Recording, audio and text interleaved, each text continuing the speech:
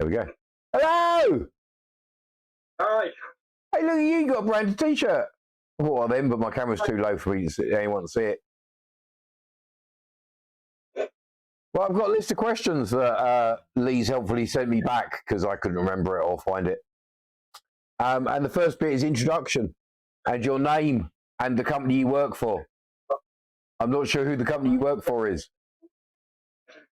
Hi everyone, I'm Lee, one of the owners of Goblin Armories with Liam, and also helping run Forsaken Lands lot when that launches next year. That sounds very exciting. We did invite Liam, but he's lazy or on fire or something, so he's not here. I think he's nervous, bless him. And he knows that I was just going to make silly comments about events that weren't going to plan based on nothing apart from Lee's enthusiasm for finding stuff out. So what's your main job within Twisted Goblin? Well, me and Liam kind of do equal things, really. He mostly does shield, but I've been doing a lot of shield recently as well. But everything from manufacture down to paint, and having in the shop as well. So, pretty much everything. Yeah, I can see that. Most LARP traders do everything from beginning to end. So you're part of that. Where do you get your inspiration from to make your stuff? Well, inspiration is obviously I'm a massive fan of fantasy films, also realistic films, medieval films, that kind of stuff, series. So everything from Harry Potter right down to the Lord of the Rings, Terry Pratchett. The list goes on and on and on, really. I'm not sure I've been very lucky with Liam. I'm not sure you should boast about Harry Potter, but hey ho. Yeah, I know. But remember, if you're watching this and you need to order an actual flying golden snitch, Twisted Goblin are your fellows. They can make those. They actually fly. They're amazing. I bet I could make them. Quick, everyone, get your orders in now. They'll be cheap at the first one.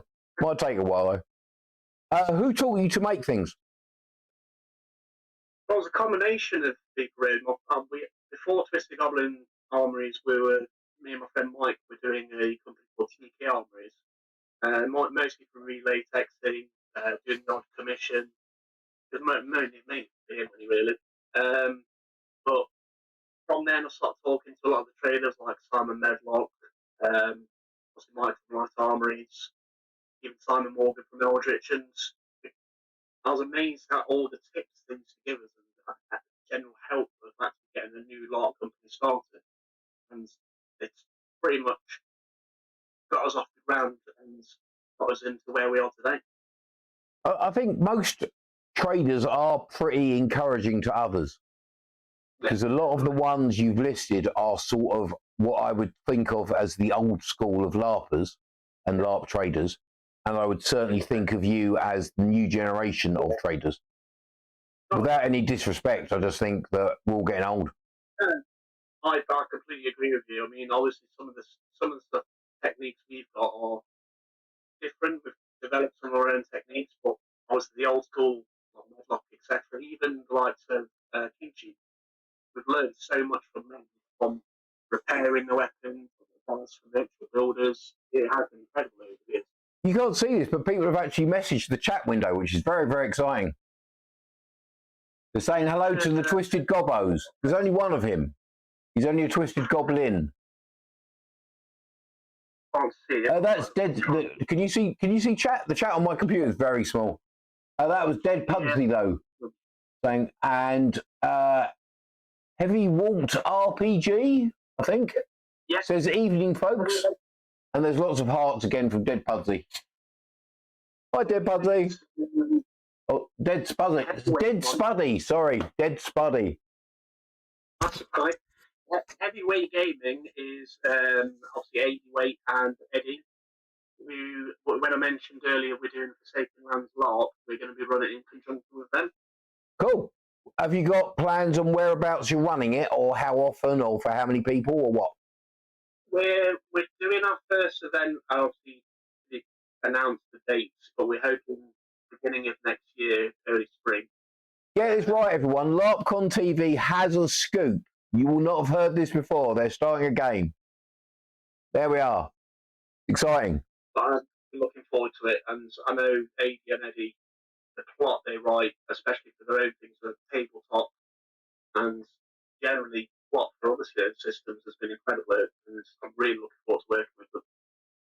I think when it depends on numbers, because writing plot for a small amount of people is cool, but writing plot for 100 people gets a bit trickier, doesn't it?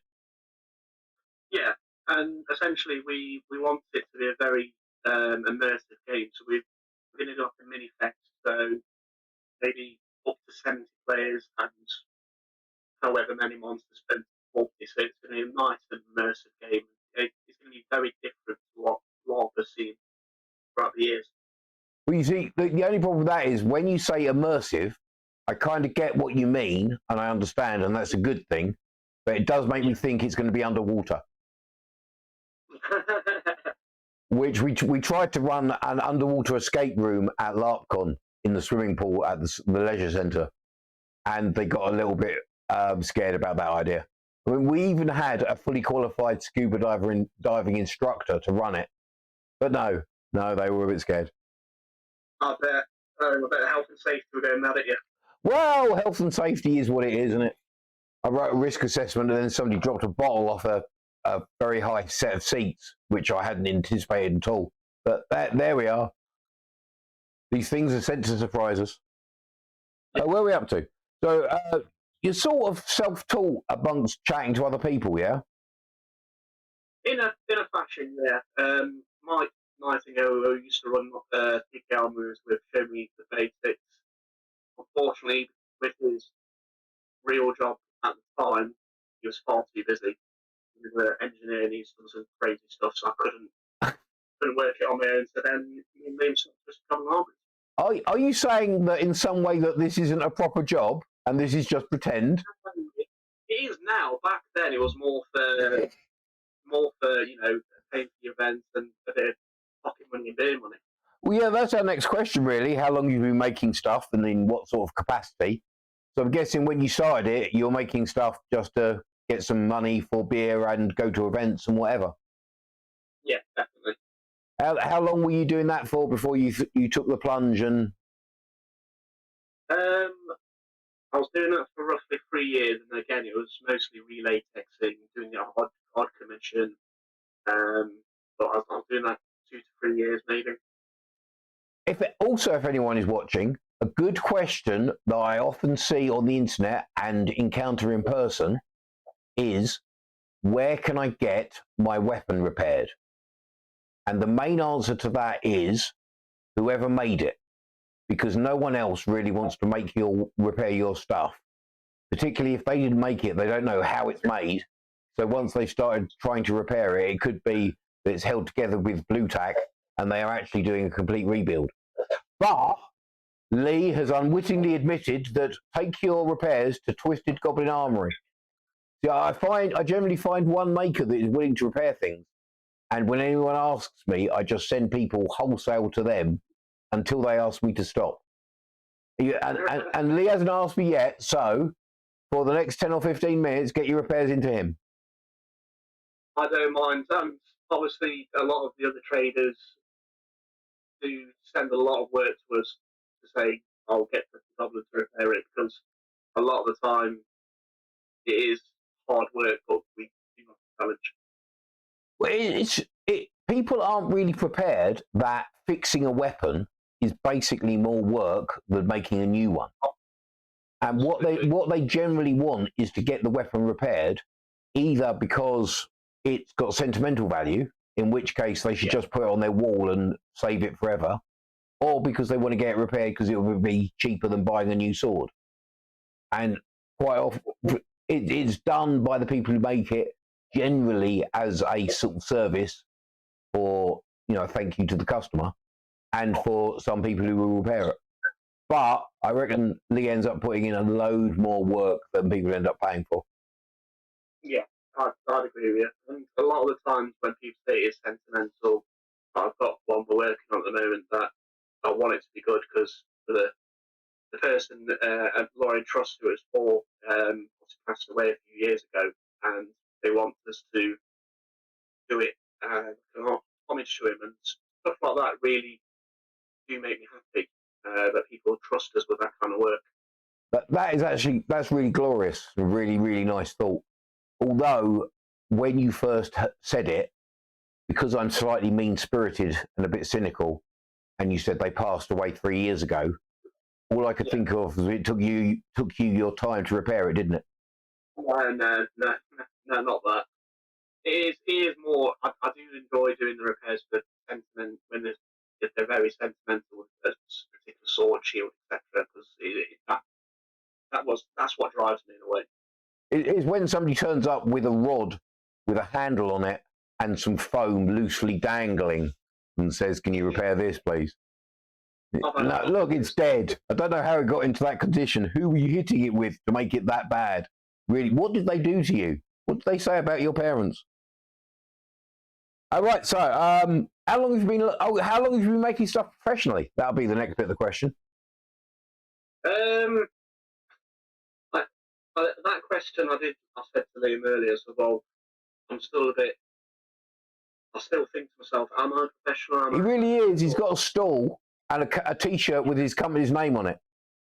That makes him a professional. I say professionally, we've been going roughly 7 years now, but we've progressed massively over the years thanks to people that have taught us things, how to spray. We had obviously someone come on board that helped us with the spraying. So I think technically professionally 7 years, but it's come leaps and bounds over the years. Oh, the hilarity of all of us learning to spray back in the back last decade. That was hours of fun. And all of us sitting there going, "What are we doing? What are you doing? How's that working? Is that working? I don't know. Try this. Put this in it. Oh, this has happened. Does anyone do this at all?" Yeah, anyway, sorry, I was digressing a little bit there. Because we just didn't know. And putting a brush coat on really helps when you're spraying. And that's what I don't think we were appreciating. And some of the first sprayed weapons we made. Oh my word, that finish was bad. But how long have you been LARPing? LARPing, I think for 15, 16 years now. Where did you start? Sorry? Where did you start? When did I start? Where? Oh, Lauren Trust. Okay. I was working in a call centre at the time, and one of my friends showed me pictures, made me sit. For some reason, he thought it'd be a good idea to sit down and watch role models and say, "Oh, that's what we do." And I went, "I don't really want to come to that, mate." And he eventually convinced me to come along, and you know what? I've never looked back. I loved it so much. Role models is a tricky one because it is basically pretty good and a good description of LARP, but at the same time lampoons LARPers to some degree and makes us cringe. It does. But whatever the name of the flamboyant guy in the faction that portrays our heroes, I can't remember what his character name is or their faction or anything else, but he's Charles Boyle out of Brooklyn Nine-Nine. Yeah. I was watching it, I was like, hang on, what's going on here? Have you LARPed anywhere else apart from the LT, or has that basically been your LARPy home? That has, over the years, been my go-to LARP. Obviously, then a lot of people said, "Oh, you should come try this LARP. Come to Empire, come to Curious Pastimes, come to Steamweave," and it just opens your eyes. And a lot of, like Empire and CP, for example, we've gone there to trade, and they're very different LARPs, but I've also really enjoyed them. Yeah. There are different cultural differences at the different games all around the place, in this country and in foreign countries too. All a little bit different. It's generally pretty simple, but it's all a little bit different. I was at a German event and somebody tried to mug me, and they tried to mug me and a friend I was with at the time, and it was just before we'd found a strange a catapult shy, that if you knock something off the target using his catapult, you won a very small sausage. I don't know. It was 2 o'clock in the morning, and there was me and a guy called Dave playing this game and trying to win a very full sausage. But we got mugged by some people who were Italian. Oh no, Spanish even. Sorry, Spanish. And so it's always a little bit interesting when people shout at you in the wrong language and then have to change their mugging language. And then we realised it was a group of Spanish people from the trade stand next door to ours. And so they sort of apologised, felt a bit silly, and wandered off. But that was quite jolly. I remember the first time, one of the first times I went up mugging at LT. I kid you not, this guy just started lob, and we said, right, searching. We did the chance to stop searching. So, right, what have you got? He whipped his wallet out and tried to give us a scratch. We're like, no, don't do that. We want your plastic coins. I have to admit, Liam told me that story on the weekend, and then showed me the guy's wallet. So I don't know how much I believe of that. Right, what are you proudest of? It sounds corny and cheesy, but when I see actual people walking around the LARP events and using our stuff, I do get a real big sense of pride. And a lot of the weapons that have been used in different LARP systems as their iconics, that's also made me very proud. Yeah, no, I can believe that. It's really great when you see things that you've worked on moving across a field. And I have just noticed that we're not actually near the end of the interview yet, but we're getting towards the end, and I've got no idea how to stop it. And my grown-up that understands these things has gone away. So I don't know if they'll come back, or maybe I'll have to message them or something, or press my panic button. But that feels a little bit cheesy because I'm not really panicking. But anyway, I'll just keep talking until they come back in the room, which could be hours. Buckle in, folks. I'm reading a message, sorry. It's from Dead Spuddy again. Hey, Dead Spuddy. They want submersive LARP. It's a solid idea. Like immersive, but different. I know they'll be coming along to it. Have you invented any techniques in making stuff? Oh, I keep kicking the camera, the stool, and the camera wobbles. It's amazing. I don't worry about that. I think we had our friend Neil working with us for a very long time, and he actually helped us develop a technique where the weapons look a lot smoother. Obviously, some of the other traders think it's a different method and they're not sure on it, but I found that a lot of weapons we've done have had a smoother finish from what he's taught us, and I was very surprised he even knew how to do it. Well, I used to get a smooth technique by spraying heavily over the holes and then just doing a dust coat to cover up the run marks in the spray. It was really smooth. Not sure how durable it was, but hey, I don't make weapons anymore. We've also tried to set ourselves challenges like do the lightest weapon, and I think CJ LT and Mike from Empire just looked at a sword we did over the last few weeks, and they said they think that's the lightest sword they've ever seen. I'm hoping that is. Right up until my painted helium balloon weapon. Yeah. I was planning on running a sword competition, and when I was a kid, I can remember my parents. They were members of a badminton club, and at Christmas, the badminton club would have a tournament, but they would seed all the players, and the better your seeding, the more balloons you had to tie to the handle of your sword, of your racket. So I've got this idea for seeding a tournament and making people tie balloons to their sword handles. If they started doing helium balloons, it might make their weapons quicker and faster to use. Who knows? I'm sure it'll be brilliant. Can't possibly go wrong. Someone would try it one day. Well, it's only a matter of time. I was quite proud at LARPCon when we had a wrestling ring and the reenactors. So we had LARP fighting and pro wrestling and steel weapon fighting all in the same area. I think that's a bit of a record. That event was insane. I did enjoy the one. Well, it was when there was one wrestler doing a super kick to the other one's head, but the other one was wearing a plate mail helmet. That doesn't normally happen at wrestling shows, but it was quite good. Yeah. Oh, I'm reloading my phone because it closes and I lose the questions. That was have you invented any techniques, wasn't it? Oh no, you would. Oh yeah. Or we might have missed that one.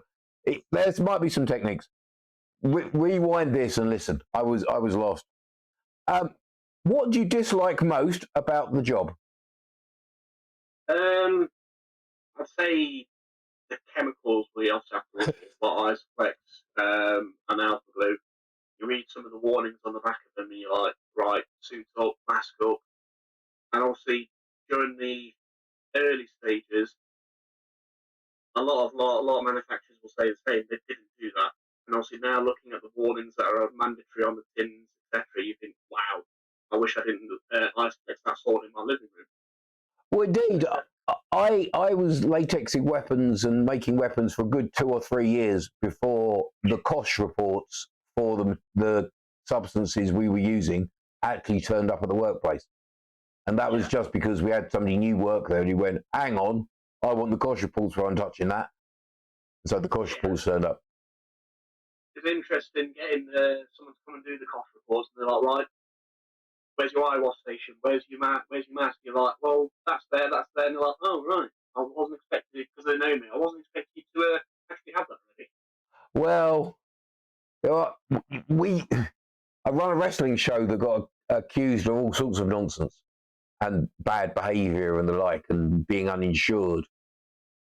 And we went over the license a couple of times because the venue itself was licensed. So we approached the council about getting another license. They told us to go away. And obviously we've got public liability insurance because we're an event company and we don't want to get sued because we've broken someone's building. Yeah. But yeah, this person came up with all sorts of crazy plans and ideas of what we were up to and what we were doing. Yeah, but I've read the COSH report on that, so go away. Yeah. And the final question I've got on here is, tell us a funny story from LARP. I was going to say that I've kind of like read it already because I was going to say that one about the mugging book. Well, I can think of lots of funny times. Mostly, no, I can't say that one. Yeah, tell us a funny story that won't get you sued, or you're telling us about something that was illegal. That's probably the best way. Not so much illegal, more that protecting people's identity because they'll kill me if I say anything on them. Okay, so tell us a funny story about Liam. Oh, Liam, easy. We come up with, especially at LARP, we just come up, especially when we're drinking, we come up with silly bets. Obviously, like, for instance, he bet me that I couldn't eat 3 double cheeseburgers in one go, and I lost, and I had to get my nipple pierced. Yeah, that kind of stuff. We do friendly bets like that all the time, shall we say? That's taking it a little bit more extreme than I'd like to. It looks like my consenting adult has turned up, who can helpfully point out where I pressed the button to stop this recording, which is good because I've run out of questions. Have you got any questions for me? When I was going to use some. When's next year's LARPCon? We've got a flyer. Hang on, I can show a flyer. Right, so we're in the process of planning a one-day kit fair at the beginning of November.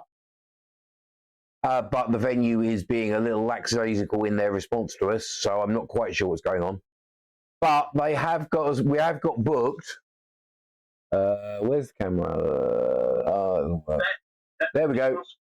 We've got next year's LARPCon, where we're celebrating 40 years of Discworld. So we've called it the LARPCon of Magic. We experimented with the colour of LARPCon, but that really had the wrong sound to it, so we just didn't do that. Yeah. But this is artwork by Paul Kidby, the official Discworld artist now since the passing of Josh Kirby, and that's officially Rincewind, a real Rincewind on our flyer. No knockoffs. LARP has legitimacy. Oh, I can't hold it in front of the camera because it keeps going the wrong way. Do that. Slow it down on press pause if you're watching on YouTube. Yeah, so that's the beginning of March next year. That's when that's going to be. You want to book a pitch? Although this is quite guerrilla way of taking bookings, isn't it? Yeah, definitely want to book a pitch. I've just noticed there's a cat behind you or some sort of animal. That's my dog. Oh, it's your dog. It was black and furry. Could have been anything. That'll be a LARPCon. But anyway, I think we've got to the end of our thread. Is there anything else you'd like to say? You've got an audience out there waiting and willing to hear your words. Obviously, just thank you to everyone that's actually had the faith to come to us and buy weapons, get relatex, commission us. Obviously, without the customers coming to us and actually asking for us our weapons, shields, etc., we wouldn't be going. Obviously, thank you for everyone that's supported us through COVID, because that was a nightmare.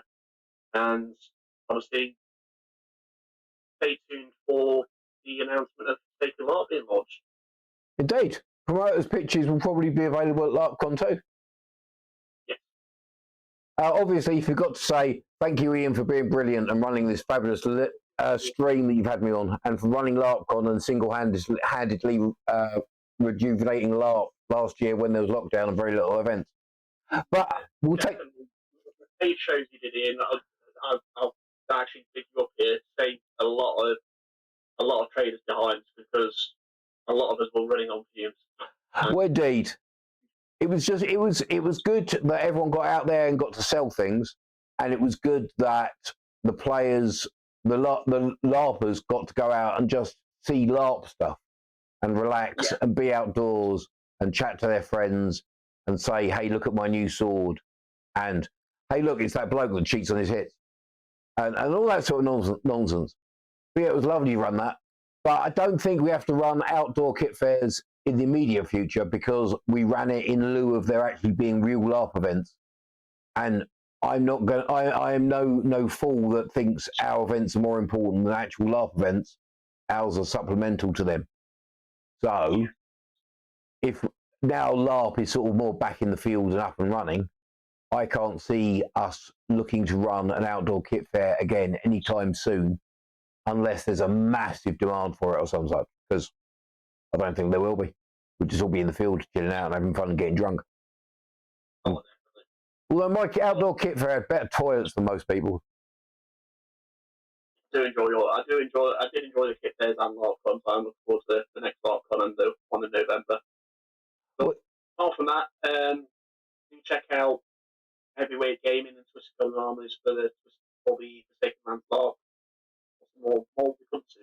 That'll be super duper. Well, thank you very much for your time and for recording and for entertaining all the folks that have tuned in to watch. And we'll get this onto YouTube sometime soon.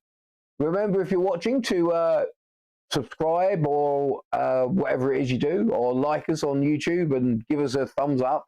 I don't know. I'm not down with the kids. So somebody send us somebody send us a script of the random stuff that we're supposed to say, or I'll go and have to load somebody else's YouTube clip and watch what they say. I'll help you in. Don't worry. Sweet. I'll get advice from somebody who isn't the wrong side of 50. That'd be a good idea. All right. Super. Thank you all very much, and thank you for dropping in. We will see you, I hope, sometime soon. If we don't see you in a field before then. All right. So take care. And now we'll press the stop streaming button. Oh, I've got to press a different button. I'm going to press the LARPCon button, so it just becomes a picture. Right, it's going to become a different picture. Me and Lee will still be able to talk, but we shouldn't, okay? So it's all going to go quiet because the stream's ending. Everyone ready? We're all ready. Here we go. Bye.